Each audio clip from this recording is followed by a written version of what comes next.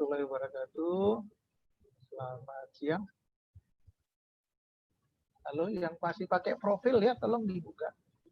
Ini masih banyak pakai profil.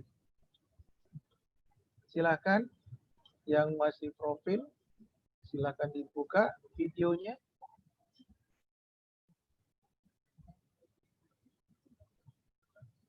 Ya, silakan. Yang masih profil. Siapa ini? Alfian, Vina, Alfian, Vina, Muhammad. Ya, silakan. Vina, Alfian, Afika. Vina, mana Vina? Silakan. Vina, Afika. Kinanti, Ijaz, Husnul, mana ini? Bisa dibuka dulu semua, saya mau lihat. Husnul, Ijaz, Andi, Kinanti, Andi, Kinanti mana? Afika, Ijaz, Vina, Hadir mana? Dokter Afika hadir. Videonya, Baik dokter sebentar. Kinanti, Ijaz, ini saya nggak lihat. Tolong ya, dibuka dulu baru kita mulai ya. Yang lain silakan dibuka dulu ya. Oke, Kinanti sudah. Vina, Viva, Vivian belum. Vina. Atur Ijaz, silakan coba dibuka ya. Afika, Ijaz. Afika. Ijaz, mana Ijaz? Oh ya. Ijaz. Kuliah ya. Sesuai dengan jadwal, saya akan melakukan kuliah tentang pengantar mikrobiologi ya. Pengantar mikrobiologi. Baik, saya coba share screen ya. Share screen.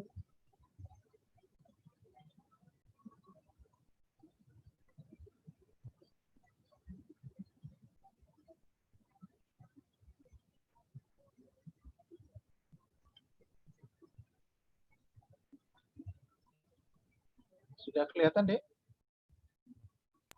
Sudah dokter. Oke ya. Jadi kita mulai aja ya.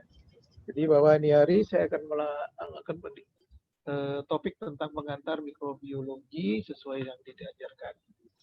Kita sudah belajar beberapa ya tentang sel. Jadi mikrobiologi, kalau mikrobiologi artinya apa? Siapa yang tahu istilah mikrobiologi? Ada yang tahu? Izin menjawab dokter. Ya, silakan. Mikro kan kecil, biologi itu pembelajaran. Jadi pembelajaran yang melihat makhluk yang kecil-kecil dokter, kayak virus gitu. Bagaimana? Ada lagi yang bisa membantu? Mikrobiologi adalah Izin dokter. Izin menjawab dok. Silakan. Silakan dijawab. Izin menjawab dokter. Ya, silakan. Masuk. Saya Delaya Lestari, izin menjawab. Ya, Kan mikrobiologi. Mikro kecil, bio itu makhluk hidup, logi itu ilmu. Jadi ilmu yang pelajari tentang makhluk hidup yang kecil, yang berukuran kecil. Saja dokter. Terima kasih. Oke. Ada lagi yang bisa membantu? Saya dok. Ya, silakan. Saya Grace Stefani Siltonga. Mikrobiologi itu merupakan cabang ilmu biologi yang mempelajari tentang mikroorganisme, dokter. Mikroorganisme. Oke, ada lagi yang lebih spesifik? Izin menjawab, dokter. Ya, coba satu lagi ya. Mungkin menurut saya mikrobiologi. Mikro berarti kecil, otomatis ilmu yang mempelajari tentang seluk-beluk dari mikro itu sendiri, hewan-hewan kecil seperti bakteri, virus, protozoa, dan lain sebagainya. Kemudian ilmu tersebut dimanfaatkan untuk kepentingan industri, pertanian, dan lain sebagainya. biologi berarti ilmu. Oke ya, kita coba lihat ya. Mikrobiologi itu adalah ilmu pelajari tentang hal-hal yang kecil, kecilnya dispesifikasi itu yang kasat mata ya. Jadi yang tidak bisa dilihat dengan mata telanjang ya. Harus menggunakan alat bantu mikroskop ya. Jadi definisi kecil itu ada definisinya ya.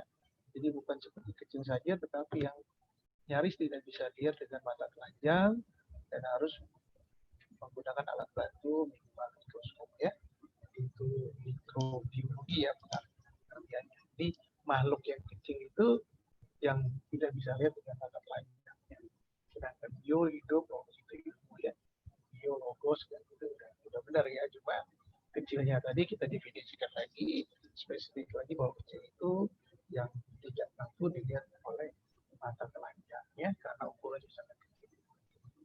Oke, selanjutnya ya, sejarah ya. Jadi sejarah tentang kehidupan mungkin 384 sampai 322 sebelum Masehi ya. Orang yang bernama Aristoteles ya, itu menggambarkan bahwa makhluk hidup hewan itu berasal dari tanah ya. Jadi berasal dari benda-benda yang mati ya. Kita kenal dengan teori generatio spontanea ya, atau abiogenesis ya. Jadi ini kira-kira abad ke berapa sebelum Masehi ini? Abad ketiga atau berapa ini?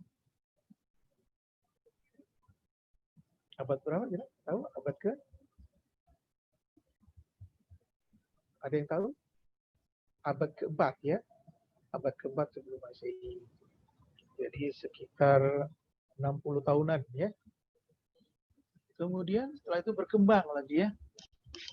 Sejarah mikrobiologi ya. Itu berkembang itu pada tahun 40 ya. 40 sebelum Masehi ya. Itu juga ada teori-teori itu Virgil 40 sebelum Masehi. Itu dia pertama bahwa ulat itu dibuat dengan memaparkan daging di udara. Jadi kalau kamu taruh daging di udara terbuka, nanti beberapa hari kemudian ada timbul ulat. Ya, jadi dia bersimbol bahwa ulat itu dari daging, dari benda mati. Ada lagi yang lain, John Adam juga memiliki 749. Ya. Bayangkan, ini abad keberapa tidak? 1749? Abad ke-18, dokter. 17? 18. 18 ya. Jadi abad ke-18 ya. Di 17 itu tambah 1, abad ke-18 ya. Masih berpendapat bahwa timbul mikroorganisme dari daging kaldu yang busuk. Jadi kalau daging kaldu sama dengan daging biasa tadi, kalau ada kaldu dari daging kita taruh di tempat terbuka, dia membusuk, nanti dia akan timbul ya mikroorganisme, mungkin ada ulat, ada apa dan sebagainya. Dan bahkan sampai abad ke berapa ini? 1859 maksudnya. Jadi 1859, abad 19 itu masih ada teori abiogenesis bahwa dibutuhkan udara berlebihan untuk proses filtrasi. Karena ada yang tidak setuju lah harus ditutup, gitu ya. Kalau ditutup pasti tidak akan ada timbul ulat di daging itu. Jadi yang nggak bisa harus dibuka. Kalau seandainya nggak dibuka, daging itu nggak bisa keluar makhluk hidup ya. Jadi 1859 ya. Kemudian sejarah berikutnya kita kenal teori yang membantah ya. Jadi membantah kita lihat ya. Beberapa yang membantah itu pertama Francis Society ya, 1626 sampai 1697 abad ke-17 ya. Dia sudah mencoba membantah perjumpaan daging dalam toples ditutup ya dengan kawat. Ya, pertama tidak tumbuh ya, ditutup dengan gabus, tidak ada udara. Ya. Tetapi setelah ditutup dengan ya, pos 2 sama. Jadi tidak ada di dalam daging. Ya, kecuali terbuka tadi ya, dibuka ada yang tahu asalnya dari mana awalnya ya, tapi ditutup, setelah ditutup bagus-bagus saja nih daging, sehingga tadi teorinya Fawcett tadi ya, yang nggak bisa tumbuh ini harus dibuka supaya ada udara ya, jadi artinya masih bisa terbantahkan ya. Ini nggak bisa, jelas nggak bisa dong ya, daging ini tumbuh binatang. Daging ini perlu udara untuk tumbuh binatang gitu ya. Jadi teorinya terbantahkan. Beberapa juga membantah ya, Solansani juga coba membantah biogenesis. Disebutkan bahwa tak ada yang tumbuh pada kaldu daging yang dimasukkan dalam toples tertutup. Jadi kalau kaldu itu ditutup, dirapat, nggak ada ya, kecuali dibuka. Teori berikutnya juga begitu ya.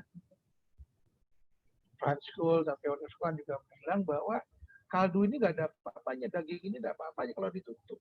Karena kuman itu atau binatang itu atau makhluk hidup itu timbul dari udara ya. Cuma tetap belum bisa membuktikan.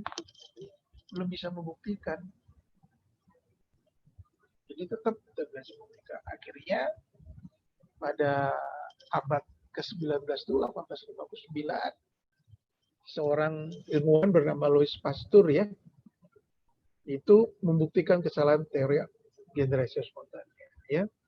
Jadi bayangkan sekali ya, berapa abad itu abiogenesis bertahan? Kira-kira. Bisa gitu? 400 sekian sebelum Masehi sampai dengan 300 sekian sebelum Masehi sampai dengan 1859. Kira-kira berapa abad? Ada yang tahu? Halo? Sekitar 23 abad kah, Dok? 3 abad. Dari mana tahunya? Yang sebelum Masehi? Dari yang sebelum Masehi 4 abad ditambah ini 19 abad. 3 abad. 2300 abiogenesis itu bertahan. Ya, walaupun mungkin dalam kepercayaan kita begitu orang sebagai orang Muslim ya, itu mungkin abad kelima 500 Masehi dalam ayat-ayat Al-Quran sudah terbukti ya bahwa makhluk hidup itu berasal dari makhluk hidup ya. Mungkin ada teori-teori tentang ini, cuma memang biasanya ilmuwan-ilmuwan Muslim dulu banyak buku-buku itu yang ada di tempat lain ya, sehingga mungkin tidak terbuka di sini. Tapi secara nyata kita bisa lihat dalam ayat-ayat Al-Quran, bukti-bukti kehidupan sudah jelas ya. Bagaimana dia membuktikan, membantah ya. Jadi untuk membantah teori orang lain harus ada bukti secara ilmiah. Kita nggak bisa bilang itu seperti itu, tapi kita tidak bisa buktikan. Contohnya aja seperti mungkin kayak buah noni ya, atau tempe. Tempe itu lisensinya dari Jepang ya, hak patennya. Kita sudah buat lama, tapi kita tidak bisa membuktikan secara ilmiah, sehingga nggak bisa kita punya hak paten. Buah noni, mengkudu gitu juga ya, yang punya Amerika sana, walaupun lama sudah kita pakai. Karena kita tidak bisa membuktikan secara ilmiah. Nah, akhirnya Louis Pasteur 1859 dia bisa membuktikan secara ilmiah bahwa itu salah teori itu ya. Menggunakan labu balon ya. Dia coba menggunakan labu balon ya. Dia melihat bahwa mikroorganisme itu berasal dari makhluk hidup. Omnivivum ex ovo. Bagaimana dia membuat? Dia coba percobaan Louis Pasteur ya. Jadi dia buat tabung yang terbuka di bawahnya, kemudian dilanjutkan dengan tabung letter S. Kaldu itu ya atau semacam apa itu dipanaskan sama dia. Dipanaskan, setelah dipanaskan, dibiarkan ujung tabung satunya yang letter S itu terbuka ya, tapi sedikit melekuk supaya menghambat udara bebas masuk. Dibiarkan beberapa lama sampai beberapa bulan, itu cairannya masih bersih. Ya. Tidak ada satupun bentuk keruh dan lain sebagainya. Tetapi di leher bagian lengkung dari tabung itu ada sedikit bentuk endapan debu ya. Endapan debu seperti kita ya. Kalau lama di atas lemari atau di atas meja itu kalau tanganmu ngores ini kelihatan ya ada sedikit debu-debunya ya. Karena tidak lama tidak ada sedikit debu. Kemudian Louis Pasteur coba menyampurkan ya, antara cairan dengan debu yang ada di sana. Jadi dicoba diputarnya sedikit, disentuhkan. Setelah disentuhkan, dikembalikan. Ternyata setelah dikembalikan itu beberapa jam kemudian di dalam cairan yang tadinya itu bersih, tidak ada bentuk-bentuk hidupan, ternyata ternyata tampak ada beberapa bentuk kehidupan baru di dalam cairan itu. Nah, ini membuktikan bahwa sebenarnya di cairan itu sendiri tidak bisa menghasilkan makhluk hidup. Tetapi makhluk hidup itu berasal dari sisa debu tadi yang di leher yang setelah dicampur. Nah, ini makhluk hidup itu dari dunia luar ya.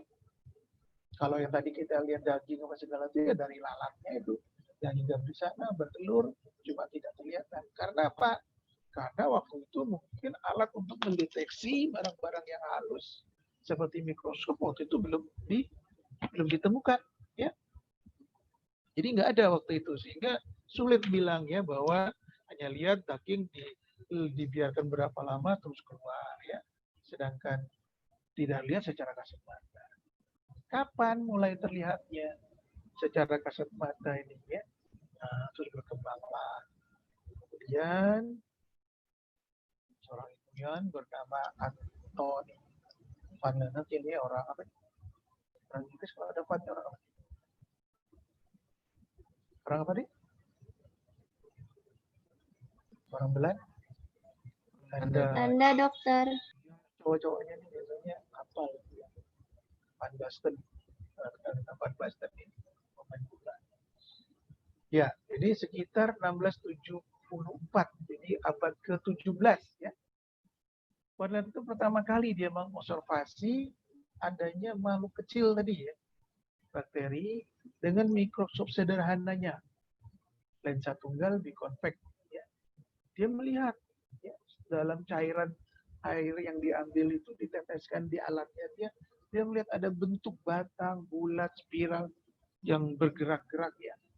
Dan mungkin itu dikenal nanti dalam tahun-tahun berikutnya sebagai mikroorganisme. Nah, dengan penemuannya ini maka Anthony Van Lennep disebut sebagai bapak mikrobiologi ya. Ya, abad ke-17 hanya menemukan alat seperti itu, dia menjadi ilmuwan. Karena pada saat itu memang mungkin sudah ada tapi orang tidak membuktikannya ya. Alatnya sederhana, Anda bisa lihat di sini ya. Jadi alatnya hanya seperti ini. Ada lensanya di ujung sini. Ini mungkin kayak kaleng gitu ya. Ada lensanya di ujung sini, kemudian ada jarum. Ya. Di mana jarum ini ditaruh di ujungnya air, diintip ya, diintip pakai lensa ini. Diintipnya lewat belakangnya tuh dia lihat ya. Hanya ngintip gitu saja. Di depan matahari ya. Jadi kalau ingat ini kamu ingat apa nih? Mainan apa nih? Mainan kalau naik haji mungkin ya. Kalau kecil itu ada alat yang ketek-ketek itu diintip ya. Diintip itu di situnya terus diketek-ketek ya. Bentuknya kayak kotak. Melihat foto-foto ya. Foto Ka'bah, ketek lagi, foto itu ketek lagi ya. Kalau lihat dia dulu ada ya alat ya, jadi bentuknya seperti kotak, ada lensa untuk intip, di dalamnya itu ada film yang berputar. Jadi kita ketek lihat, ketek lagi berubah lagi dilihat lagi ya. Kayak dulu namanya proyektor slide ya. Mungkin zaman kamu pernah lihat proyektor slide yang dimasukkan itu film-filmnya disusun, bentuknya bundar ya. Kemudian ceklek keluar satu ya, diketek lagi keluar satu. Zamannya OHP dulu ya, sempat pakai OHP, proyektor OHP yang pakai plastik ditaruh. Kalau sekarang kan sudah canggih ya, sudah proyektor ya, pakai itu. Ya seperti ini ya, hanya ngintip itu saja, dia jadi bapak Anthony. Kecuali kamu di tahun 17 itu, mungkin orang tuamu atau ada orang Indonesia yang buat seperti itu, mungkin jadi bapak mikrobiologi juga ya. Ternyata orang Belanda ya. Jadi seperti itu ya. Dengan alat sederhana aja dia bisa membuktikan, dia bisa masuk. Ya kita juga seperti itu. Kalau kita bisa membuktikan dengan alat sederhana dan bisa dipatenkan, mungkin kita bisa juga masuk dalam sejarah ya. Oke, kita lanjut. Setelah ini mikrobiologi berkembang ya, berkembang pesat. Ya. Berikutnya timbul ilmuwan yang namanya Robert Koch ya. 1870. Pernah dengar nama-nama postulat Koch. Pernah dengar ya? Di SMA? Ada yang pernah dengar postulat Koch? Belum tahu ya. Kalau TBC apa? Penemu TBC? Lupa juga ya. Oke. Ya ini 5 tahun ya.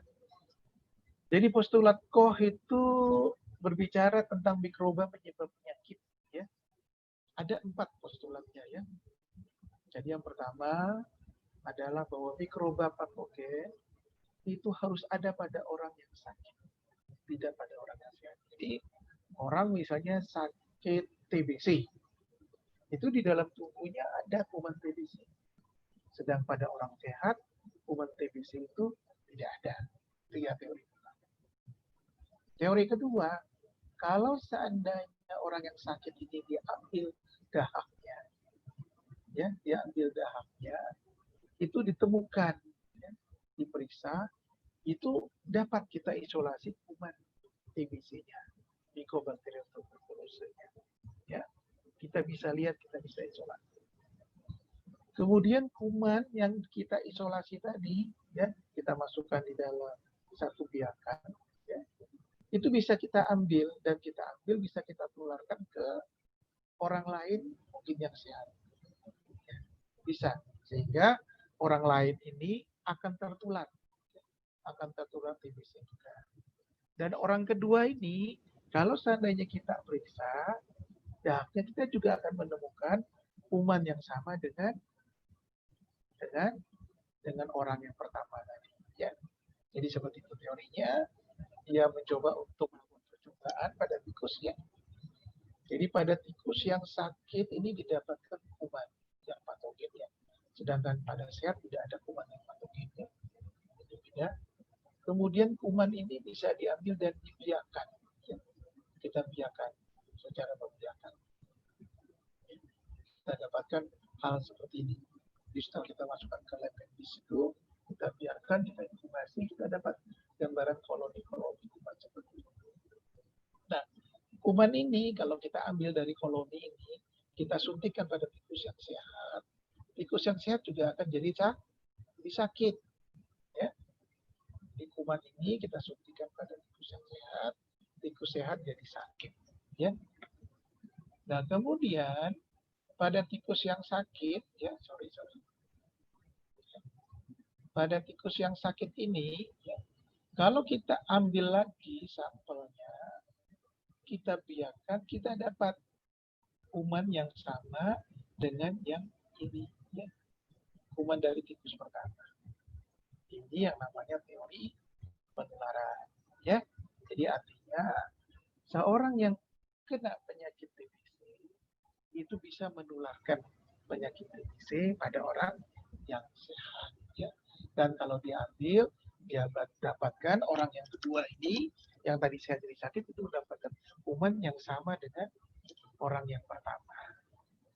Kalau seandainya misalnya orang yang pertama ini TBC, terus orang kedua sakit, tapi orang kedua begitu diambil, kumannya ternyata kuman tipes, ya. Berarti ini bukan penularan. Penularan atau bukan? Bukan, ya. Karena kumannya berbeda. Oke, sampai di sini? Ngerti atau ada hal yang perlu ditanyakan? Silakan. Sampai di teori postulat Koch. Sudah mengerti semua? Sebelum kita lanjut? Izin bertanya, dokter. Ya, silakan. Saya Lirana ingin bertanya, penularannya sendiri melalui apa ya, dok? Ini teori, tergantung ya. Tergantung. Jadi teori ini menularkan dari tikus, ya diambil kumannya di dalam ya, baik dari sputumnya, dari darahnya atau apa, kita langsung biarkan. Nah, kalau misalnya kuman-kuman tertentu, penularannya tertentu juga ya. Jadi kalau TB, droplet penularannya ya. Kalau sekarang juga sama ya. Sekarang ini corona ya. Corona juga sama. Dari apa? Butiran-butiran itu ya. Partikel-partikel yang dibatukan, yang muncrat dan sebagainya. Kalau malaria lewat gigitan nyamuk ya. Jadi macam-macam. Ini teori dasarnya Apakah penularan itu ada? Ada, dengan catatan kuman yang ditemukan sama dengan kuman dari orang yang menularkan. Masalah jalannya, mode dan entry-nya, bagaimana kuman itu masuk, bagaimana kuman itu menularkan, ya macam-macam ya, tergantung penyakitnya ya. Nanti kita bicara di tingkat klinik ya masalahnya. Oke, ada lagi? Kalau tidak ada, kita lanjut aja dulu ya. Oke, kita lanjut ya. Baik, kita lanjut ke slide berikutnya. Ya, setelah menemuan postulat Koch, mikrobiologi terus berkembang secara pesat ya. Pada tahun 1892 dengan Oski menemukan virus ya di tembakau. Ada beberapa ilmuwan lain menemukan penyakit pada kaki dan mulut ya. Kemudian Walter juga menemukannya virus demam kuning 1900. Kemudian di era 1990 ditemukan ya beberapa jenis kuman oleh beberapa ilmuwan. Spesies antrak ya, antrak, Corynebacterium diphtheri ya, diphtheri, Salmonella typhosa, Typhus, Neisseria tumori, GO, ya. Clostridium tetani untuk penyakit tetanus dan lain-lainnya. Berkembang ini penemuan-penemuan mikrovirus baru yang mungkin sehubungan dengan kuman-kuman yang patogen. Sampai sekarang ditemukan yang terakhir apa? Virus apa? Yang lagi rame ini? Corona, Dok. Coronavirus dari jenis beberapa strain, macam-macam strainnya ya. Yang dulunya dipercaya awal-awalnya biasa-biasa saja, Menkesnya bilang tidak masalah, sampai sekarang justru jadi masalah besar ya. Nah, sehubungan ini nanti adik-adik juga ya dijaga ya. Semuanya protokol 3M. Ada yang ke kampus, Nak? Di rumah aja ya. Jadi kebanyakan sumber penularan itu ada di keluarga ya, hati-hati. Keluarga, teman dekat. Ya. Ada yang saudaranya medis di rumah sakit, sudah jaga habis-habisan dengan APD, enggak taunya ketularan dengan saudara, adik atau kakaknya yang biasa keluar ya. Misalnya malam ke tempat-tempat terbuka, makan-makan. Kalau di Samarinda ini mana makan di mana? Di Yamin. Siapa itu di Yamin? Di depan rumah wali kota. Oh. Apa namanya? Mas Tumin, Dok. Dok. Apa namanya? Rumah Mas Tumin ya. Hati-hati ya. Jadi dijaga ya. Apapun selalu. Kemudian pulang juga di rumah atau di kos, itu cuci tangan ya. Siapkan di rumahnya kalau perlu. Kalau punya rumahnya ngomong sama orang tuanya. Pak, beli wastafel satu ya, taruh di depan pagar. Wastafel kecil aja. Ya. Atau enggak pakai galon, pakai apa. Tamannya itu air mengalir kalau bisa. Ya. Jadi kayak ada keran, salurkan. Biasanya kan di rumah itu ada keran-keran luar untuk taman ya. Nah, tinggal disambung aja. Pakai wastafel kecil, banyak orang jual itu. Yang plastik harganya cuma 100-an berapa. Ditaruh, jadi setiap datang dari manapun ya, dari pasar, dari sholat, dari mana. Pokoknya biasakan sebelum masuk rumah cuci tangan dengan sabun. Ya, itu setiap saat. Ya, setiap saat. Nggak usah sungkan-sungkan. Nanti ngomong, saya tadi nggak ngapa-ngapain. Apa-apa. Jangan ya. Kadang-kadang kita lupa ya. Pernah nyentuh sesuatu, turun dari mobil, turun dari motor, dan sebagainya. Tetap, apapun alasannya, tidak ada yang bisa dijadikan pembaca bahwa sebelum masuk rumah cuci tangan ya. Adik-adik ini kan mahasiswa kedokteran ya, dia adik yang menjadi pionir, kasih contoh mungkin kalau punya rumah sendiri biar tetangganya lihat ya, masih wastafel di depan rumah ya, yang plastik yang kecil pakai air mengalir, setiap masuk selalu cuci tangan ya. Oh, baru keluar tadi, baru ke masjid sebentar aja, oh baru ke warung aja, baru keluar dari Indomaret dekat aja kondisi ya. Nah, di Indomaret kamu macam-macam. Ya. Pegang sana, pegang sini. Usahakan. Ya. Usahakan dijaga seketat mungkin. Ya. Karena tidak tahu. Sampai sekarang kita tidak tahu corona modelnya bagaimana. Ya.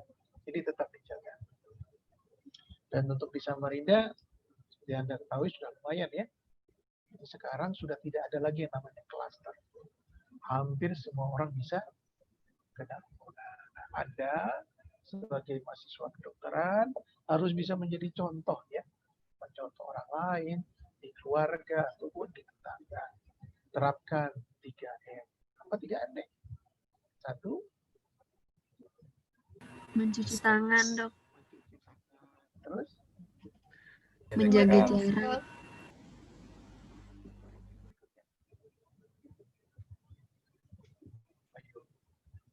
yang berikutnya apa?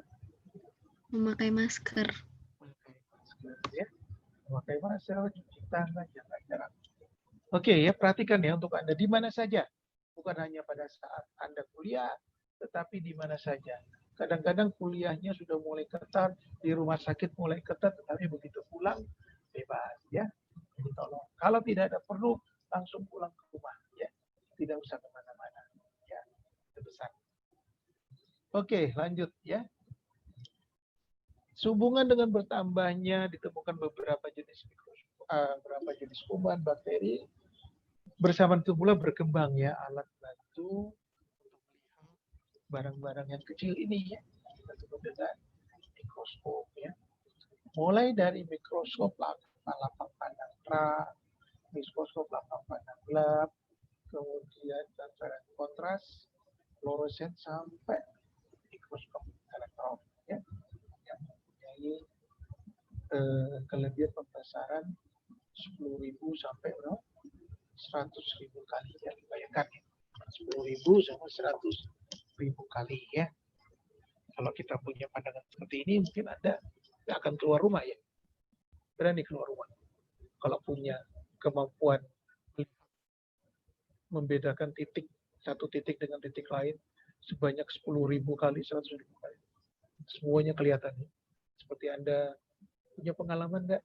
Kalau di siang hari lagi tidur, lagi apa tiba-tiba ada dinding atau atap celah sedikit, terus matahari masuk kayak lampu sorot gitu, terus ada apa di tengah-tengahnya? Kira-kira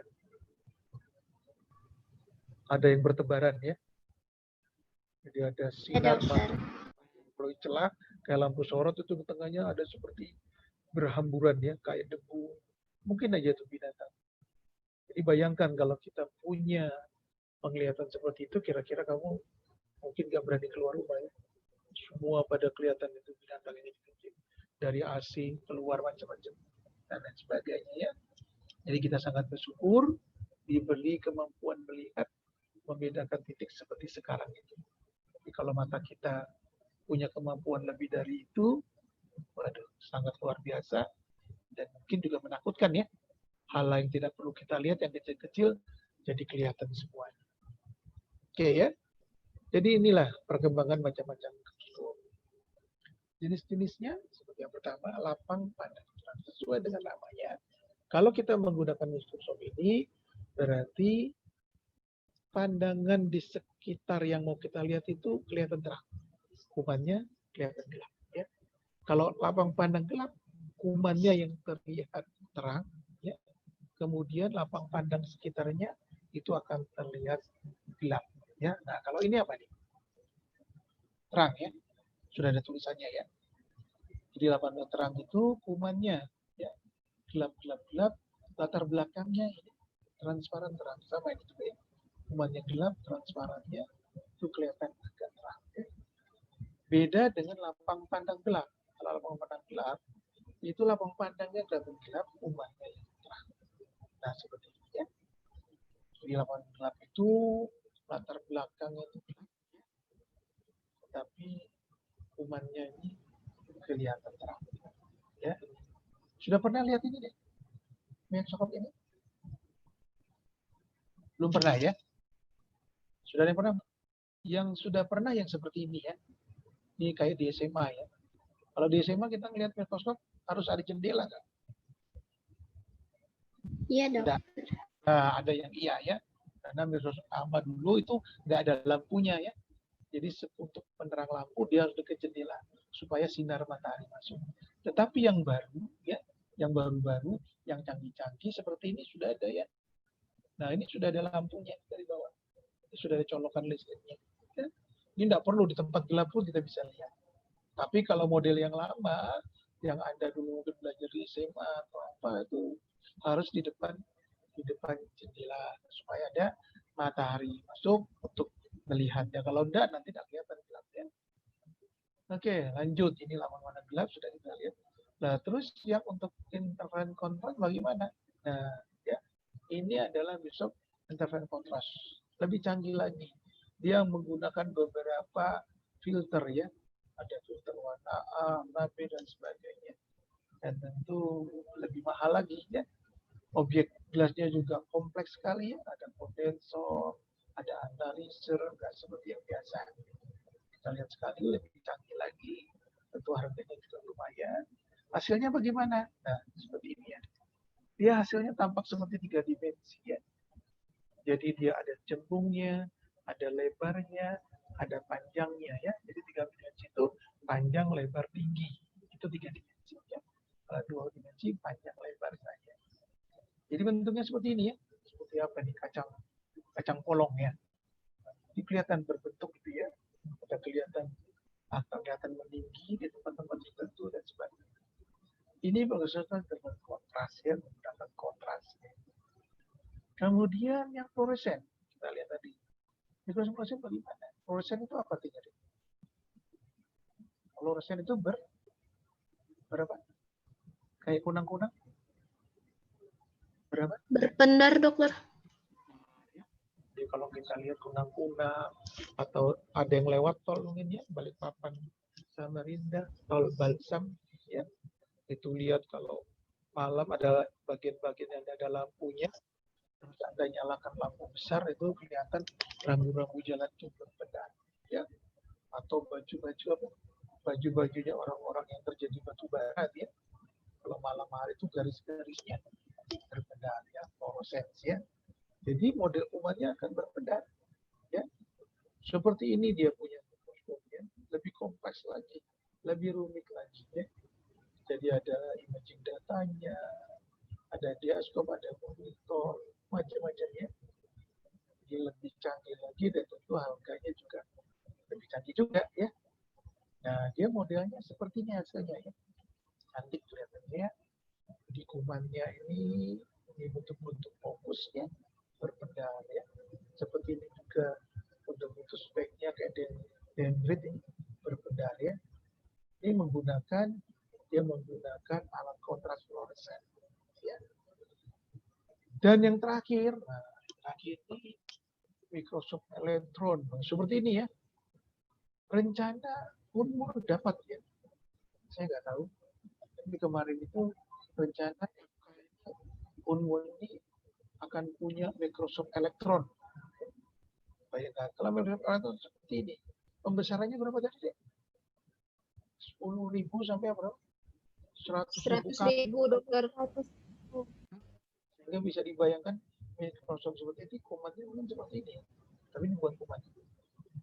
Ini bukan kuman. Ini operatornya ya. Jadi kalau dilihat ini mungkin besar sekali ya. Jadi seperti itu. Mudah-mudahan nanti kalau Unmul punya kita bisa melihat ya. Mikroskop elektron ini dia menggunakan elektron ya. Jadi ada sedikit mungkin yang agak sulit ya. Hasilnya ya ini contohnya juga. Soalnya yang lebih canggih sudah sistem komputer ya. Seperti ini bentuk tabungnya dan sebagainya. Nah, hasilnya seperti ini deh. Nah, kalau ini apa ini? Bentuk kami.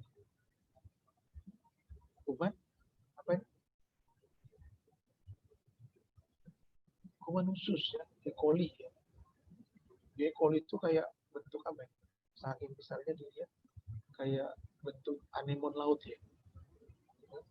Ada bentuk-bentuk seperti E. coli ya. Dengan pembesaran elektron ya. Jadi dibesarkan sekian ribu kali. Barangnya kecil. Tapi dibesarkan 100 ribu kali bisa kelihatan lihat seperti kayak anemon laut ya. Jadi buatan ini E. coli yang gumpal mungkin jadi satu. Jadi kayak model koloninya E. coli ya. Ada berapa banyak jumlah kuman E. coli di sana. Ini juga ya, ini gambar apa ini? Ada yang tahu ini gambar apa? Lalat, dokter. Kepala semut ya, Dok? Semut, dok. kutu kayak alir nih ya. Jadi sepertinya ini kepalanya semut ya, kepala semut ya. Jadi kalau dengan elektron tuh kelihatan sekali ya, garis-garisnya kelihatan ya. Sampai bulu halusnya nampak. Bayangkan kalau kita punya mata, punya kemampuan seperti ini, kira-kira bisa tidur. Kita bisa tidur ya. Keluar ngelihat itu coba tidur. Bingung ya. Nggak karu-karuan terbayang. Karena canggihnya mata kita bisa melihat makhluk hidup sedetail mungkin. Oke, ini contoh mikroskop elektron ya. Jadi sudah kita lihat model-model mikroskop ini semua adalah alat bantu. Alat bantu untuk mengenal dan mendeteksi bakteri-bakteri yang kecil tadi. Ya, ya. Nah, sehubungan dengan ditemukannya ini maka berkembang juga ilmu mikrobiologi.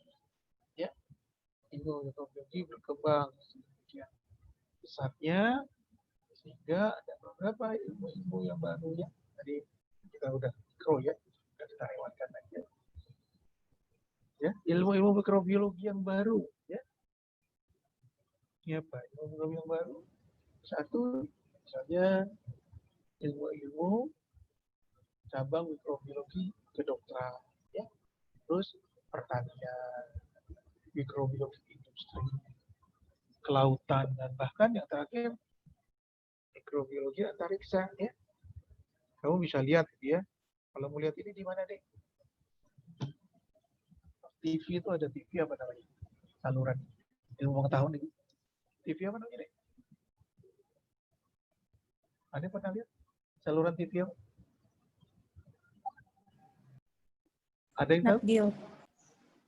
National Geographic, Dok. Oke, Nat Geo terus apa lagi? Discovery mungkin ya, macam-macam. Anda bisa lihat di sana ya, ada penyelaman dasar laut, ya. Sampai laut dalam, palung-palung laut yang paling dalam itu dilihat. Di sana ternyata banyak kehidupan ya, kehidupan mikroorganisme plankton yang kecil-kecil itu ya, yang tidak bisa terbayangkan, ya. Bisa kelihatan. Sampai ke antariksa juga, ya. Apollo naik ke atas, ya, ke Mars itu mengambil contoh-contoh bebatuan yang ada di sana. Diperiksa juga, ya. Dan sempat ya orang kita ya, dan salahnya orang Indonesia ya, mikrobiologi yang ikut naik ke sana dan menemukan itu. Ya. Di pertanian juga, kalau di pertanian contohnya apa? Mikrobiologi pertanian. Menggunakan mikroorganisme tertentu untuk apa? Untuk membunuh hama ya, kuman-kuman tanaman. Kalau industri misalnya, apa industri? Mikrobiologi industri? Maksudnya? Pembuatan makanan minuman, dokter? Oh iya, makanan minuman pengawet khususnya ya. Jadi kalau buah kaleng dimasukkan dalam itu perlu ditambahkan, ya, perlu ditambahkan sesuatu biar dia menjadi lebih awet, ya. Dan industri sekarang apa? Kalau kamu minum apa? Untuk perut itu, untuk khusus minuman apa? Yakult, dokter. Nah, ya, itu juga semacam bakteri ya, bisa digunakan untuk membantu ya. Jadi flora normal, ya. Jenis normal. Jadi bukan bakteri patogen, bakteri yang bisa membantu pencernaan. Ya. Oke, lanjut berkembang ilmu dan di dunia kedokteran kita kenal dengan mikrobiologi kedokteran ya. Oke, apa itu mikrobiologi kedokteran? Mikrobiologi kedokteran dari mengkaji tentang yang dari yang tidak bisa dilihat mata, yang nanti hubungannya dengan patogen penyakit. Kita kenal ada beberapa bakteri, virologi, mikologi, ya. Bakteri itu tentang bakteri, virologi terus ya, mikologi itu fungi, jamur ya. Rickettsia ini suatu bentuk yang mungkin antara bakteri dan virus ya. Jadi makrofag apa segala itu di sini ya kenanya ya. Jadi bentuknya bisa bilang bakteri tapi juga mirip-mirip juga.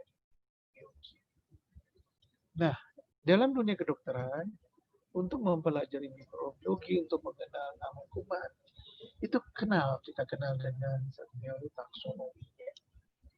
Sudah pernah dengar taksonomi di SMA? Halo? Sudah pernah dengar? Pernah, Dok. Pernah, Dok. Memberikan nama ya. Jadi kalau kita apa? Akikah. Apa? Akikah ya. Memberikan nama pada anak gitu ya. Nah, ini taksonomi juga ibu memberikan nama pada hewan. Definisinya apa? Taksonomi adalah aturan pengelompokan atau pengklasifikasian organisme. Dapat juga diartikan sebagai ilmu tentang pengklasifikasian organisme termasuk bakteri. Ya. Ada 3 komponen penting ya dalam taksonomi yang bisa dikerjakan secara permintaan. Pertama, klasifikasi. Ya. Kita mengklasifikasi. Ini apa ini golongannya, di jamur atau apa, atau tumbuhan atau hewan atau apa. Baru kita membuat nama dengan nomenklatur. Nomenklatur itu apa? Nanti ada aturannya. Ya. Kemudian berikutnya adalah identifikasi. Kalau seandainya kita belum mengenal, oh ternyata ini nggak tahu ini masuk mana ya, lalu kita lakukan identifikasi. Oke, klasifikasi ya, klasifikasi pengaturan bakteri ke dalam grup-grup takson ya, atas dasar persamaan. Ini nanti kita samakan mungkin atas dasar DNA-nya, bahan-bahan kimianya, atas dasar bentuknya, atas dasar sifat-sifatnya, ya, atas dasar keturunan gennya, dan lain sebagainya. Nomenklatur pemberian nama ya kepada grup takson ya, menurut ketentuan internasional, tentu ketentuannya internasional ya. Ada ketentuan dan selain ketentuan internasional. Identifikasi adalah proses penemuan apakah satu isolat yang baru termasuk salah satu takson atau grup yang sudah ada ya. Jadi nanti kalau Anda menemukan sesuatu seperti penisilin itu ditemukan, dia tidak tahu ini apa, jamur apa. Diklasifikasi, dibaca, kamus-kamusnya nggak ada. Dia tidak tahu ya dinamakan. Nanti mungkin kalau Anda juga satu saat menemukan sesuatu, entah virus itu apa, yang belum ada namanya boleh. Misalnya yang menemukannya adalah nanti pangeran. Nah, ya. Nama kumannya mungkin ada sedikit nama pangeran. Boleh, ya, nggak masalah. Ya. Jadi bisa saja. Jadi takson tertentu. Ya. Orang yang menemukan. Kemudian selanjutnya adalah pada saat kita mengklasifikasi itu ada beberapa dasar-dasar ya. Yang pertama bisa dilakukan dengan klasifikasi berdasarkan biogenetiknya ya. Kemudian bisa juga artificial klasifikasi, bisa berdasarkan nukleik acidnya, nukleusnya, bisa juga berdasarkan dengan genetiknya atau berdasarkan dengan semua taksonomi bahan-bahan kimia dihasilkan oleh bakteri tersebut. Kita lanjut. Kalau bentuk yang pertama itu adalah natural phylogenetic klasifikasi filogenetik alamiah. Jadi klasifikasi berdasarkan atas asal-usul bakteri yang bersangkutan. Bakteri yang mempunyai jenis-jenis keluarga dikelompokkan bersama, contohnya misalnya ya. Ini bakterinya adalah Escherichia genusnya. Ya, di bawahnya spesiesnya adalah Escherichia coli. Ini banyak variannya nanti. Escherichia coli 1, 2, 3, 4 dan sebagainya. Ya. Kingdomnya ada untuk kelasnya dan sebagainya. Ya. Oke. Sudah ngantuk atau bagaimana ini? Kelihatannya. Ada yang perlu ditanyakan? Ini sudah ada yang pakai kacamata hitam. Ya. Siapa ini? Kevin ini, katanya sudah matanya sudah hilang, udah ngantuk ya. Si Kevin ya. Kevin masih ya, sudah pakai kacamata hitam. Oke ya, kita lanjut ya. Ini contoh tentang klasifikasi natural phylogenetic. Kita sudah lihat beberapa sebelumnya. Terus berikutnya adalah artificial. Kita cepatkan saja ya. Artificial ini berdasarkan sifat-sifat bakterinya ya. Di sini ada lower bakteri, ada yang kelas tinggi ya. Kemudian ada bentuknya, ada fokus, ada basil, ada basil negatif, gram negatif, ada gram positif. Itu bentuk dan sifat. Terus berdasarkan nukleik asidnya ya. klasifikasi berdasarkan unsur aktif itu ada berdasarkan nilai Molge-nya, ini terus saja ya. Nanti kita belajar berdasarkan kekeluargaan dan dari segi genom. Genetik itu berdasarkan material genetik ya. Jadi apa yang ada material genetik yang ada di dalamnya yang bisa dilihat ya. Kalau fenotip ya kita yang lihat. Fenotip itu yang bisa dilihat, dan genotip itu yang ada di dalam kandungan kromosomnya. Kemudian yang terakhir adalah semotaksonomi. Ya. Jadi menamakan berdasarkan sifat-sifat kimia, ya komposisi kimia dari sel-sel bakteri tersebut. Ya. Kemudian berikutnya, ya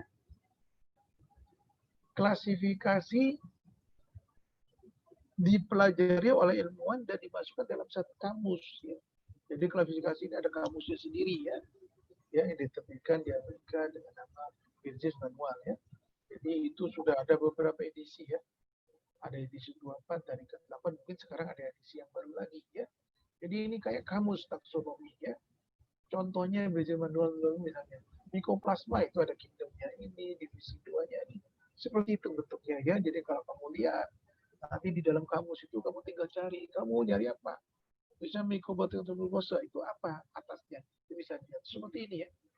Jadi ini nggak usah dihafalkan ya, kalau nggak ada bisa hafal ya. Fenotip klasifikasinya seperti ini.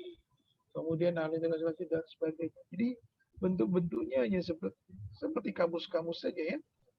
Ini modelnya ya. Aerobik, gram positif ya.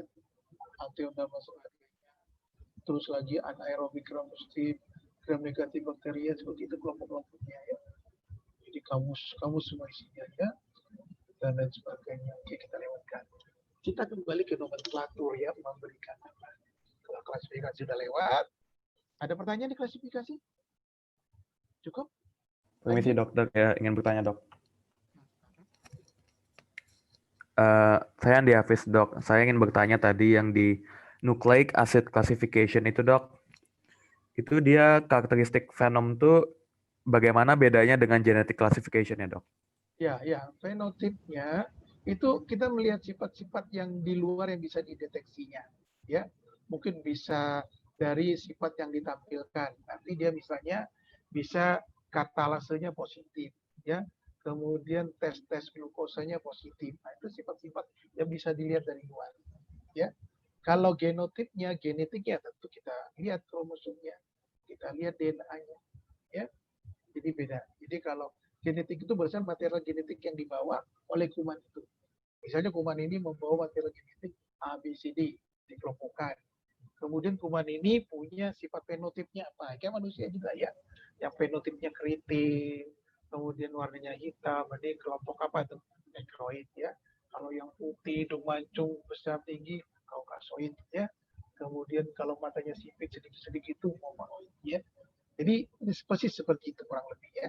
Jadi berdasarkan sifat-sifat fenotip yang ditampilkan. Kalau genotip itu nanti ya akan diperiksa secara genetik ya, dilihat di PCR dia punya apa saja ya. Seperti sekarang ini contohnya corona itu ada dia punya gen nukleot N, kita lihat ada RDRP, jadi RNA dependent ya, kemudian RNA polimerase, kemudian ada gen untuk kapsidnya, macam-macam ya, macam-macam. Itu secara PCR di ilmu-ilmu tertentu lagi yang jadi beda antara genotip sama fenotip ya. Genotipnya mungkin sama tapi fenotipnya bisa beda. Oke ya. Oke, cukup. Oke, ayo kita lanjut ya. Siapa tadi yang tanya? Ya dok, tadi saya yang bertanya dok. Oke, kita lanjut aja ke nomenklatur ya. Jadi nomenklatur itu memberikan nama.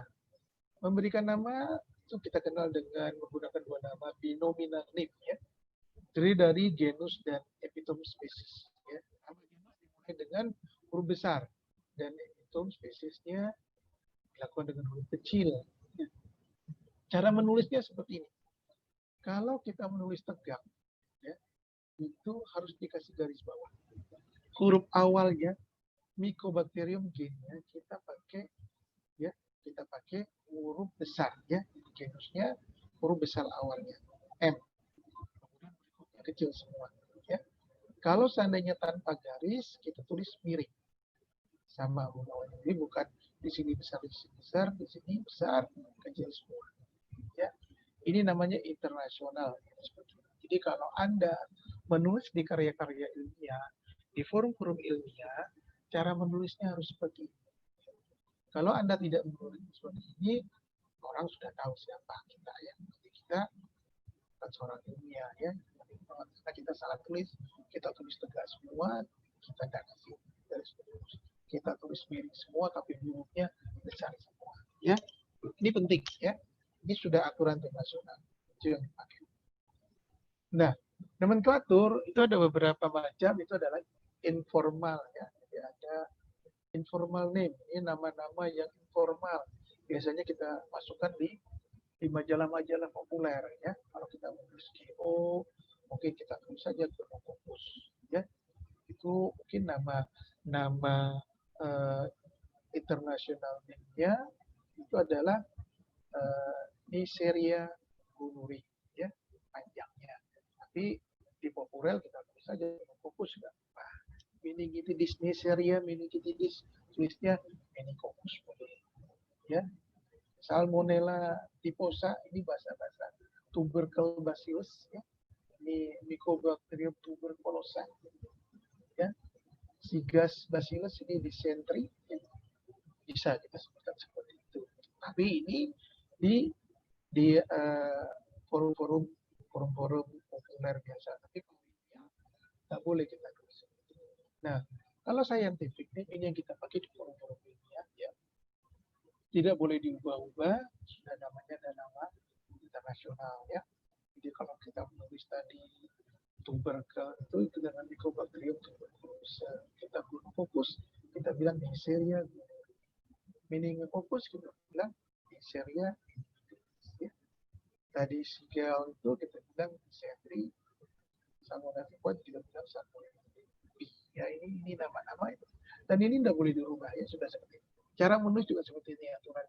Dua kata genus spesies, kemudian hurufnya miring, pertama genusnya huruf besar, yang lainnya kecil, atau tegak tapi di garis bawah ya. Kita lihat itu sudah aturan. Oke, bagaimana? Sudah, kita lanjut ya. Bisa kita lanjut? Halo? Halo adik-adik, bagaimana? Bisa kita lanjut ya? Bisa dokter. Ya, bisa dok. Bosan ya.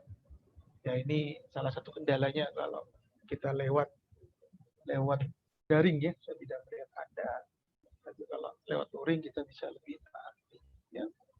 Morfologi bakteri, kita bicara tentang morfologi bakteri ya. Morfologi bakteri secara besar ada 3 bentuk ya. Kita bilang kokus kalau panjang lebarnya sama dengan 1. Jadi artinya tidak ada panjang, tidak ada pendek, bentuknya bulat. Ya. Basil kalau bentuknya ada panjang, ada lebar seperti kotak gitu ya, seperti segi panjang. Spiral bentuk yang lain ya. Kemudian untuk yang bentuk bakteri bentuk kokus kita kenal ya. Ada namanya Micrococcus. Ya, kecil. Diplococcus berarti ada berapa? Diplo ada 2. Ada 2 ya. Kemudian ada tetrat, ini 4. Sarsina ya, bentuknya kubus ya. Kemudian ada Streptococcus, ada Staphylococcus, Pneumococcus, Gonococcus. Kalau strepto itu apa artinya? Streptococcus. Bagaimana kira-kira? Bisa membayangkan? Halo? Strepto artinya apa? Strep. Ingat aja, strep itu strip. Kalau strip itu bentuk apa? Garis, dokter. Garis ya. Jadi Streptococcus itu berbaris ya.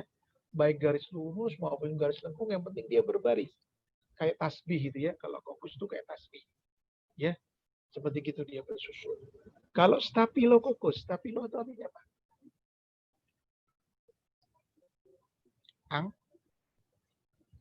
Untuk apa? Buah apa? Anggur. Anggur, dok. Anggur ya. Jadi bentuknya seperti anggur gitu ya. Jadi dia bergerombol gitu ya. Kalau kita lihat anggur itu bergerombol rame ya. Staphylo. Ya, seperti itu. Pneumococcus. Pneumococcus itu bentuknya dempet kecil. Gonococcus bentuknya kayak kopi, ya. Jadi kalau di sini ada Staphylococcus, untuk yang basil, ya, yang tadi panjang lebar bentuknya kayak kotak, yang ada Coccobacil, Streptobacil, ada nggak Staphylobasil? Ada kira-kira? Kalau Streptobacil itu ada ya. Kalau Streptobacil itu contoh kayak apa? Kereta api ya. Ya, kereta api itu disusun gerbong-gerbong ya. Itu Streptobacil. Jadi dia berbaris. Kalau Staphylobasil, kira-kira ada nggak? Nggak ada ya. Staphylo itu anggur ya. Kalau basil bentuknya kayak anggur, nggak ada ya. Jadi kalau ada juga apa, susun bata mungkin ya. Susun bata yang disusun gitu-gitu. Di Staphylobasil, sehingga nanti kalau ada pertanyaan Staphylobasil, nggak ada. Yang tidak ada bentuk-bentuk di bawahnya adalah salah satu Staphylobasil nggak ada ya. Dari mana taunya? Ya ingat aja kalau Staphylo itu anggur. Jadi kalau bata disusun ya nggak ada anggur bata ya. Yang ada Coccobacil. Coccobacil ini artinya apa? Dia bentuknya kayak kapsul ya. Jadi dia basil kotak tapi ujung-ujungnya itu agak melengkung ya. Coccobacil jadi kayak kapsul. Fusiform. Fusiform itu ujung-ujungnya lancip ya. Streptobacil sudah kita lihat tadi, jadi bentuknya kereta api. Vibrio dia bentuknya agak melengkung ya, kita lihat ya. Spiral ada dua bentuk, ada spirilium, ada spirochaeta. Salah satunya bentuknya ada lengkungan halus, satunya lengkungan kasar ya. Kita coba lihat gambarnya. Ini tadi kokus ya. Kokus bentuknya bulat. Ini basil ya. Kita lihat. Coccobacil ya. Jadi lebih kayak lonjong. Fusiform yang ujung-ujungnya. Basil juga tapi ujung-ujungnya lancip. Vibrio, ini kayak apa ini? Alat apa ini? Negara tetangga ini. Apa deh? Bumerang, Dok. Bumerang ke negara tetangga bisa tahu namanya. Seperti bumerang ya, seperti koma. Spirilium dan spirochaeta. Spirilium bentuknya kayak spiral, hanya saja dia punya lekukan lebih kasar ya. Kalau spirochaeta itu lebih halus ya. Jadi spirochaeta itu kayak pernya pulpen itu ya, kalau kita lihat ya, pulpen itu ada pernya, itu bentuknya spirochaeta ya. Kalau spirilium ini pernya mungkin mobil itu ya, yang lebih kasar ya. Ya. Nah, bentuk-bentuknya dalam pengecatan bisa kita lihat ya, seperti ini. Bentuk apa ini? Ini bentuk apa? Kira-kira basil atau kokus? Basil, Dok. Yang berurut-urut itu di sini ada lagi namanya Streptobasil ya.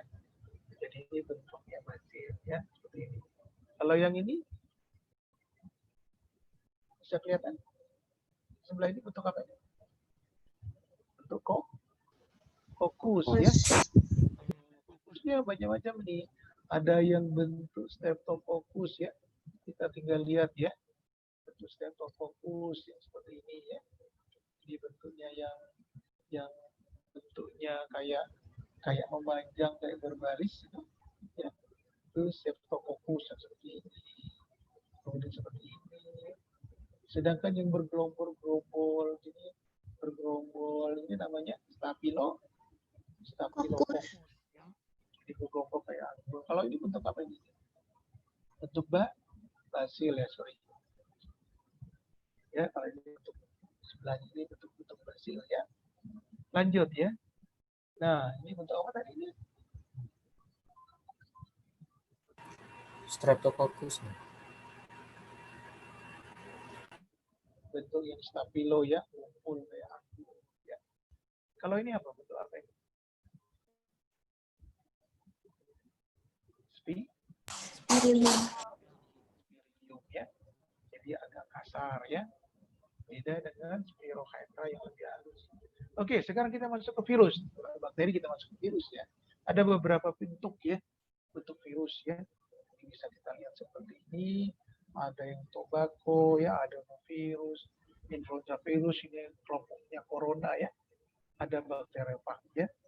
Jadi macam-macam bentuk seperti ini, dengan hexagona, dengan bentuk seperti batang, ya. Ada bundar dengan spike-spike-nya, ya. Yang sekarang corona itu, ya, jenis dari influenza virus, SARS. Ada bentuknya kayak satelit ini juga, ya, bakteriofag, ya. Jadi macam-macam bentuk virus, ya. Yang kita kenal seperti ini. Lanjut, ya. Morfologi sel bakteri, ya.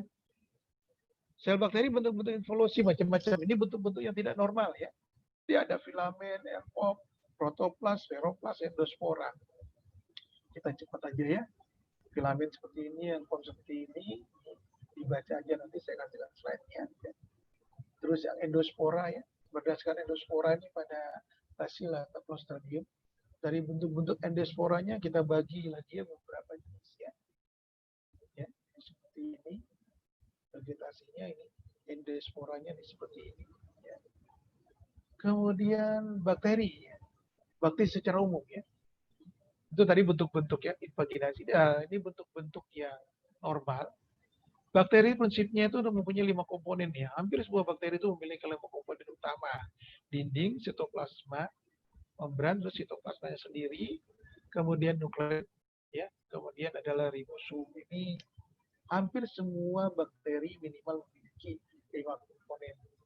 Mungkin ada yang lebih dari ini, ya. Tambahannya bisa ada kapsul, bisa ada flagel, bisa ada pini, ya. Itu bentuk-bentuk tambahan. Seperti ini kalau kita lihat, ya. Jadi Anda bisa lihat di sini bentuk bakteri secara umumnya, ya. Di sini ada dinding selnya, ya. Ada sitoplasmanya, ada sitoplasma membran setelah dalam, ya. Jadi dinding sel yang di luar, yang di dalam ini ada membran lagi, membran sitoplasma, baru sitoplasmanya, ya. Kemudian ada DNA, material yang mengambang. Ini ada ribosom-ribosom, bentuk protein. Terus di sini ada flagelanya, ya. Kalau sel ini, sel apa namanya? Halo, ada yang tahu? Ini sel apa bentuknya? Sel jenis sel? Prokaryotik, Dok. Atau uniseluler. Ya, tidak ada intinya, kemudian tidak ada dinding nukleusnya. Material genetik itu bertebarangan di sitoplasma, ya. Jadi ini jenis prokaryotik. Sudah ada di sini, ya. Ada yang disebut prokaryotik. Oke, lanjut deh. Fungsi dinding sel, ya. Fungsi dinding sel kita bisa lihat, ya. Fungsi dinding sel. Fungsi dinding sel. Sudah lihat di sana fungsi dinding sel adalah, ya, dinding sel ini seperti satu struktur, ya. Struktur di mana adalah bakteri, gram negatif dan sebagainya. Anda bisa lihat di sana. Ntar kita kembali dulu, ya. Ini secara umum fungsinya seperti ini, ya. Saya pikir udah jelas semua, ya. Fungsi dinding sel seperti ini pada umum, ya. Udah kita pelajari, ya. Jadi bisa menentukan bentuk dinding, menentukan reaksi dan pewarnaan dan lain sebagainya, ya. Sehubungan dengan pewarnaan itu dipengaruhi oleh apa? Dipengaruhi oleh bentuk dari dinding selnya sendiri, ya. Kita lihat ini. Dinding sel gram negatif dan gram positif, ya.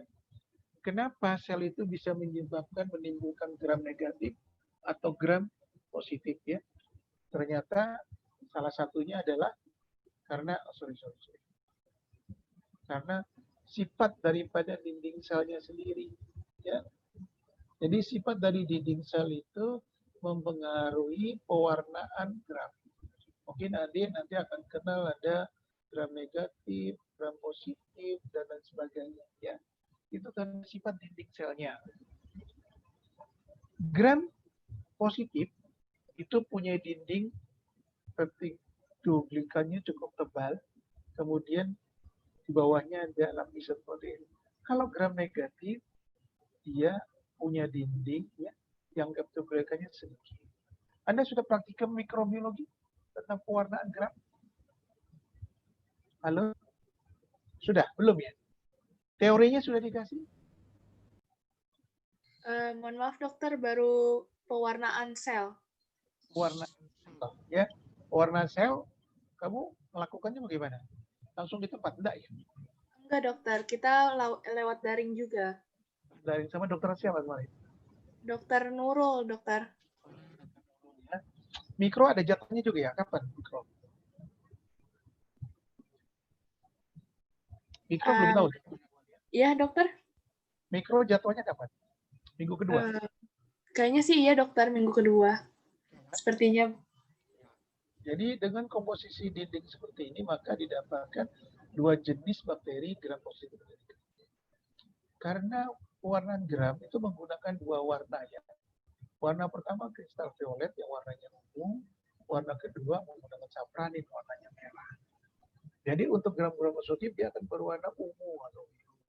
Sedangkan yang untuk gram negatif dia akan berwarna merah, merah atau merah muda. Kenapa? Karena dindingnya. Pada pewarnaan itu pertama kita kasih pewarna kristal violet ya. Setelah kita kasih proses violet, kita lakukan urutan berikutnya. Kita akan melakukan lugol. Lugol itu akan mengikat ya. Iodium lugol itu akan mengikat pewarnaan. Tetapi setelah itu kita lakukan, kita siram dengan etanol. Etanol itu dekolorisasi ya, dia akan menghilangkan warna pertama.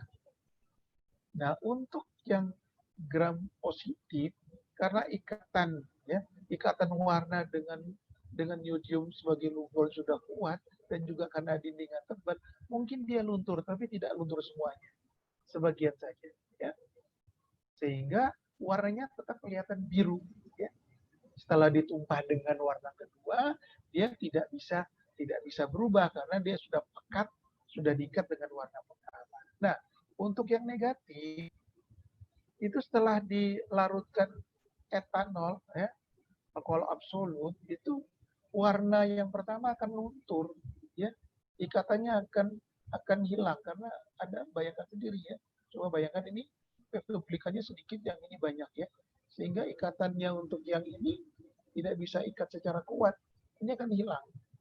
Akibatnya begitu dikasih warna kedua sapranin, warna berikutnya dia akan memegang warna sapranin sehingga warnanya akan merah ya. Itu prinsip warna dilihat dari ini.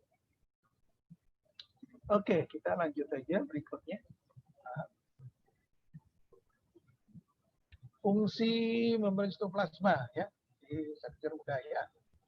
Untuk yang bakteri sebagai osmotic barrier, sistem transport, kemudian perpindahan elektron ya. Sudah kita pelajari saya pikir ya. Terus lanjut.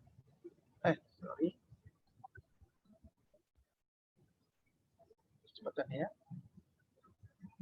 Fungsi ribosom ya. Jadi ada ribosom. Fungsi ribosom saya pikir sudah kita bicarakan kemarin. Jadi fungsi-fungsi ribosom dan sebagainya itu sebagai sintesa protein. Jadi pada manusia juga sama. Kemudian ada alat tambahan, yaitu pili ya. Jadi ada beberapa bakteri yang maunya pili. Pili ini apa? Alat melekat pada permukaan bedah ya. Jadi dia untuk melekat, menempel. Misalnya kuman-kuman Shigella di usus, Enterobacter di usus, itu melekat dengan pili juga dinyatakan bersifat terlibat dalam konjugasi ya, sebagai jembatan DNA dalam transfer ke bakteri yang lainnya. Ini dalam proses konjugasi maupun proses reproduksi ini juga disinyalir merupakan satu alat yang digunakan untuk memperbanyak diri sebagai bantuan alat untuk memperbanyak diri dalam rangka transfer materi genetik ya, dari satu bakteri ke bakteri yang lain. Nah, seperti ini pili ya. Jadi pili ini bentuknya seperti rambut-rambut kecil ya. Jadi di sekitar situ. Ada juga nanti yang panjang ini vagina ya. Jadi bentuk pili dari E. coli ya. Kemudian ada alat yang lain seperti flagella sebagai alat bergerak. Flagella itu fungsinya bergerak. Kita bilang dengan apa, cambuk ya. Berdasarkan bentuknya, tempatnya flagella itu kita bagi, ada yang monotrichus, lopotrichus, amfitrichus, dengan peritrichus. Itu bagaimana kita lihat. Ya. Jadi monotrichus ini cuma satu ya, satu flagella tempatnya di satu kutub saja untuk bergerak. Kalau yang namanya lopotrichus itu banyak ya, lebih dari satu, tapi tempatnya juga di satu kutub saja. Kalau bentuknya amfitrichus banyak di dua kutub ya, kutub kanan. Kalau peri keseluruhan ya, ini peritrichus itu semuanya. Jadi kalau ada nama peri ini bulunya di mana-mana ya. Oke deh, ada yang sampai di sini? Ada yang belum jelas? Silakan, ada yang mau ditanyakan?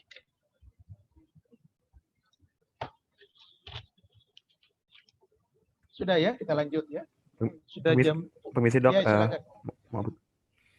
mau bertanya. Jadi tadi di yang pewarnaan dinding sel kan ada yang positif dan negatif dok. Berarti yang saya masih kurang mengerti yang negatif tadi dok. Ya. Tentang bagaimana cara pewarnaannya. Ya, nanti ada pelajar ya. Jadi pewarnaan prosedur gram itu kita menggunakan dua warna. Warna pertama kristal violet yang warnanya ungu, warna kedua safranin. Ya. Di samping itu kita juga menggunakan zat-zat yang lain. Contohnya iodin, lugol itu untuk mengikat supaya warna itu diikat oleh bakteri supaya terjadi conjugate. Jadi ikatan warnanya lebih kuat, tidak mudah dipisahkan. Terus kita juga menggunakan etanol. Etanol itu fungsinya untuk menghilangkan warna, ya. Sehingga kalau kita kasih etanol, warna itu akan terjadi dekolorisasi yang tadinya ungu, warna ungunya akan hilang, ya. Kemudian dikasih dengan warna kedua safranin, dia akan menyerap warna kedua menjadi merah. Sedangkan untuk yang gram positif tadi, dia tidak lagi menyerap warna kedua, ya. Jelas ya? Nanti maksudnya ya. Nanti Anda belajar di situ. Jadi kalau gram positif itu dia tetap mengikat warna pertama tidak hilang-hilang. Warnanya tetap biru ya atau ungu. Sedangkan merah itu nanti warna kedua. Nanti Anda bisa lihat di animasi ya. Itu pengaruh karena dinding. Jadi karena dindingnya lipopolisakkaridnya sangat kuat sehingga dia tetap menyerap yang pertama, ikatannya begitu kuat dia tidak mudah luntur. Sedangkan kedua dia mulai luntur dengan etanol sehingga dia menyerap warna kedua. Prinsipnya itu. Jadi etanol itu untuk menghilangkan warna pertama. Kalau bakteri tertentu warna pertamanya bisa hilang sehingga dia bisa masih menyerap warna kedua. Bakteri tertentu warna pertama tetap, dia tidak akan hilang, tetap biru dan tidak ada menyerap warna kedua sehingga dia negatif atau warna kedua. Oke ya, kita lanjut ya. Udah ngerti deh ya? Halo, Andi? Masih agak bingung sedikit ya? Ya sudah dok. Nah ya, memang kalau kita ada praktek, ya kita membayangkan. Ya. Oke, berikutnya kita sudah sampai di bentuk-bentuk flagella. Kita lihat di sini. Nah, kalau seandainya segini, nah kita lihat. Yang pertama, ini bentuk apa ini? Ampi? Atau yang lain bentuk apa ini? Flagellanya bentuknya apa? Dari bentuk-bentuk yang lain. Hanya satu di kutub, berarti mau. Halo? Jadi flagellanya ini jenis yang mana? Monotrik, dok. Oh, ya. Kita lihat ini ya.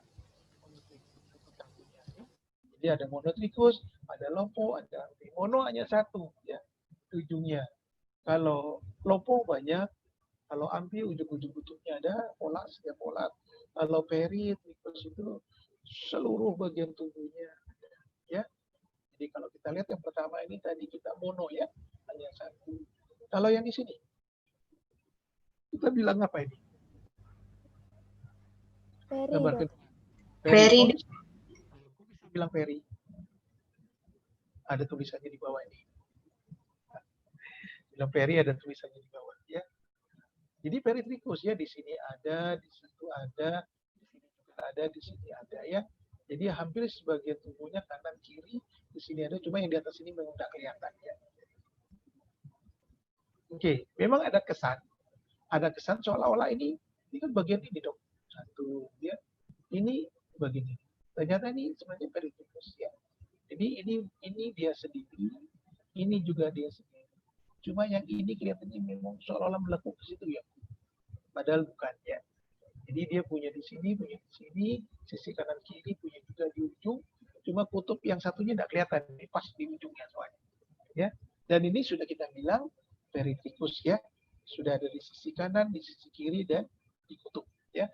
Kalau tadi cuma di kutub saja, ujung ini apa namanya? Kalau seandainya ini cuma di kutub sini, jenis flagela apa namanya? Lopotrikus hanya di satu kutub ya. Tapi kalau seandainya tidak ada di kanan kiri di ujung sini juga, namanya amfitrikus. Tapi karena sudah ada di ujung, sudah ada kiri, jadi namanya peritrikus ya. Oke, ini ada yang nyetel. Kenneth Igor ini di belakang latar belakang itu ada filmnya ya. Ini film apa nih? Background ini. Oh, background, tak kira Ring of the Road. Ya, oke. Silahkan ya. Jadi itu tadi ya. Oke, ada pertanyaan di sini? Kalau tidak ada, mungkin saya cukupkan di sini. Nah, kalau ini apa ini? Peri, ampi, atau lopo? Apa ini? Peritrikus, amfitrikus, atau lopotrikus? Peritrikus, hampir semua badannya ada bulunya.